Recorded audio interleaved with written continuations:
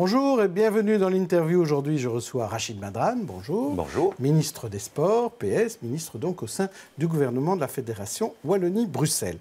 Parlons-en de ce gouvernement de la Fédération Wallonie-Bruxelles. Vous deviez avoir un gouvernement hier. Tout à fait. Et vous ne l'avez pas eu.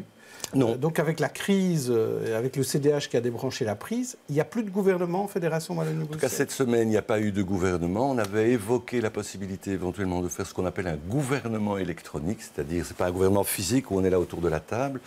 Mais bon, pour le moment, le CDH a retiré la prise, il n'y a plus de gouvernement, on ne sait pas.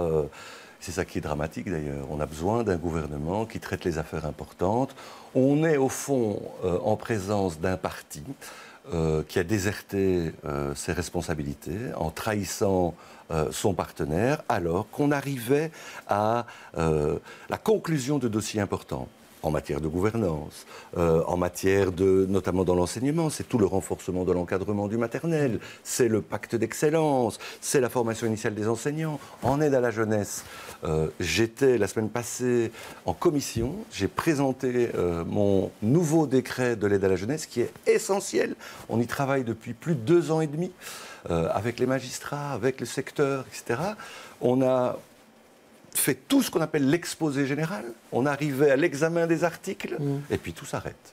Et donc, il y a 2 ans et demi de travail, une réforme fondamentale à faire, notamment à cause de la 6e réforme de l'État, qui est là, en rade. Et donc, moi, je ne sais pas comment les choses vont évoluer. Alors, si vous dites tout s'arrête, tout reste en rade, pourquoi le gouvernement de Motte ne démissionne pas pour que finalement des négociations puissent se lancer sur la formation d'un nouveau gouvernement? La logique eût voulu dans ce pays, c'est comme ça que ça marche depuis 1830, quand un partenaire est mécontent de son autre partenaire, qu'est-ce qu'il fait? Il se lève et il quitte la table du gouvernement et il y a une crise du gouvernement et on remplace le partenaire. Ici non, on a le petit pousset, parce que le CDH aujourd'hui, c'est un peu le poney qui se prend pour un pur sang arabe. Hein. Le CDH aujourd'hui, c'est quoi? C'est 13 députés au Parlement wallon sur 75, c'est 9 députés sur 89 à la région bruxelloise.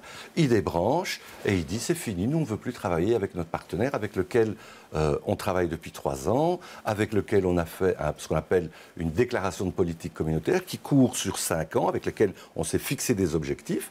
Au moment où on arrive à concrétiser ces objectifs, eh bien, il dit, c'est fini, nous, on arrête, on ne veut plus travailler avec vous. Mais expliquez-moi, pourquoi le gouvernement bruxellois a l'air de fonctionner? On l'a vu ce matin, ils se réunissent, et la ministre CDH est là, et pourquoi le gouvernement de la Fédération ne fonctionne pas? Alors, la différence entre ces 2 gouvernements, vous l'avez sûrement vu, puisque vous êtes un observateur averti, du côté bruxellois, il y a 6 partenaires. Et par ailleurs, il y a des néerlandophones. En Fédération Wallonie-Bruxelles et en région Wallonne, il y a 2 partenaires.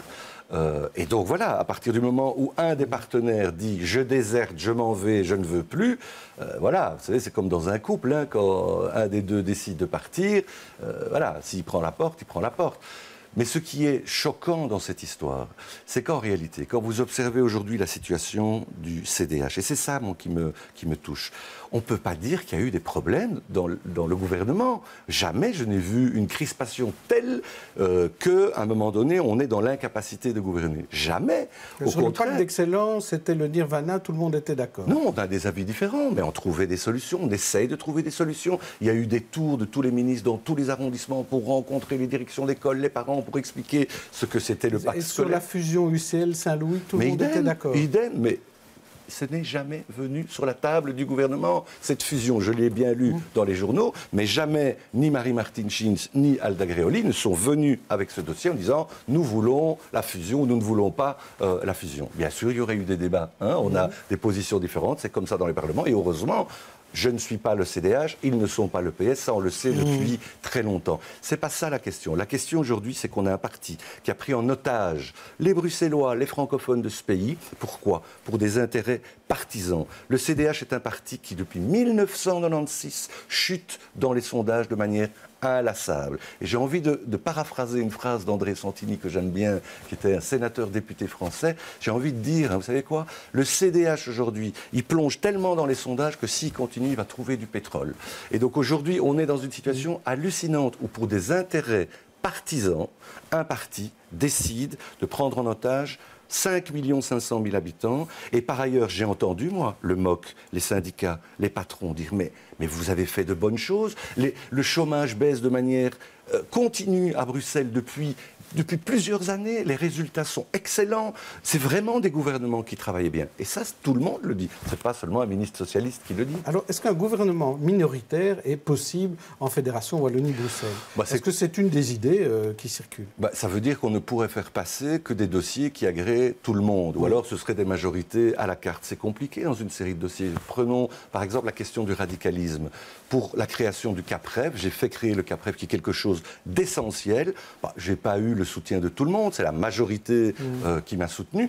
Et je parle de radicalisme, par exemple. Je suis très frustré, moi, aujourd'hui. On est en plein négociation avec les communes. On est en train de mettre en place, avec les différentes communes, en Wallonie et à Bruxelles, des protocoles de convention pour travailler avec le CAPREV dans toutes les communes francophones de ce pays.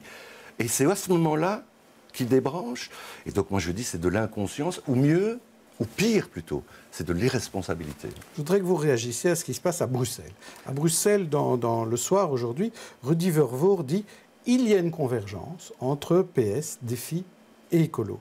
Et hier, sur cette antenne, Cécile Jodone disait à peu près la même chose, disait qu'elle préférait travailler toujours avec les mêmes, c'est-à-dire PS et rajouter Écolo pour remplacer le CDH. Est-ce que ça vous semble être la bonne solution? Vous êtes sur la même longueur d'onde que Rudy Vervoort? Mais il parle de majorité progressiste par rapport à des majorités conservatrices. Donc moi, je partage l'analyse de dire il y a une majorité progressiste qui existe, mais ce que je veux dire aussi, c'est que les gouvernements, pour bien fonctionner, ont besoin de stabilité. C'est fondamental, la stabilité et la durée. Parce que vous savez, les dossiers, le temps politique, ce n'est pas le temps médiatique. Le temps politique, je vous le dis, moi, la réforme de l'aide à la jeunesse, ça m'a pris 2 ans et demi de concertation, de consultation, des centaines d'heures de travail, des tas de juristes qui ont travaillé sur ce dossier. Vous voulez que ça arrive à son terme? Moi, ce que je voudrais, c'est qu'on puisse aboutir dans l'intérêt de tous ces enfants qui sont en danger ou en difficulté. Donc, je suis un ministre un peu frustré parce que c'est très important ce qu'on était en train de faire. Et j'ai l'impression qu'on me gâche le travail qu'on était en train de réaliser, qui est passé par ailleurs 2 fois au gouvernement. Donc je ne suis même pas sûr qu'en allant au Parlement, ils vont l'accepter. Ça, on a bien compris. Ce qu'on comprend moins, c'est que du côté wallon, Paul Magnette a l'air d'être résigné.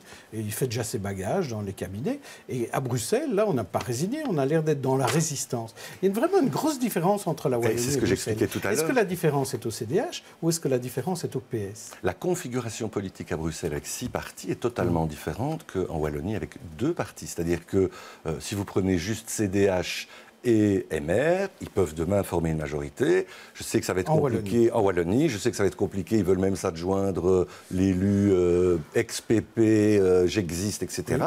Mais ce sera, il faut le reconnaître, une majorité ric-rac. C'est pas une majorité solide et stable pour l'avenir de la Wallonie. Donc, voilà, moi je trouve qu'à Bruxelles, ils ont de la stabilité, ils ont bien travaillé, ils continuent à bien travailler, ils ont le sens des responsabilités. Moi, je suis plutôt pour la stabilité. Voilà. Alors parlons un peu du décumul, parce que c'est un débat très très grand. Alors hier, dans votre section d'Etterbeek, vous avez voté pour... Tout à fait. Alors, vous avez voté quoi? Le décumul intégral? Alors, il y avait différentes options qui étaient proposées.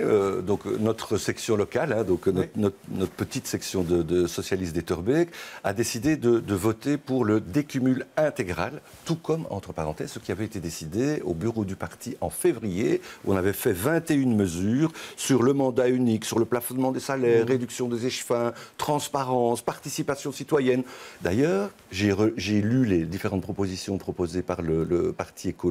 Il y a beaucoup de choses qui sont assez proches. Donc ma section, qu'est-ce qu'elle a dit? Elle a dit, nous, on défendra au congrès de la Fédération bruxelloise du Parti socialiste l'idée du décumul intégral. Et je vais me l'appliquer moi-même. Donc je vous donne une information. Si demain, il n'y a plus de gouvernement et que je dois quitter le gouvernement, je retourne au Parlement bruxellois. Mais je suis aussi échevin empêché à Etterbeek. Et là, j'ai décidé de renoncer à exercer la compétence d'échevin empêché à Etterbeek et de laisser le collège tel qu'il est là. Il fonctionne très bien depuis près de 5 ans. Et moi, je n'ai pas envie de faire justement ce qu'a fait M. Ludgen. Je ne vais pas arriver et dire je reprends ma place et je serai député, je cumule. Donc je ne cumulerai pas. Je serai député et je ne serai pas échevin. Et puis en 2018, aux élections, on verra.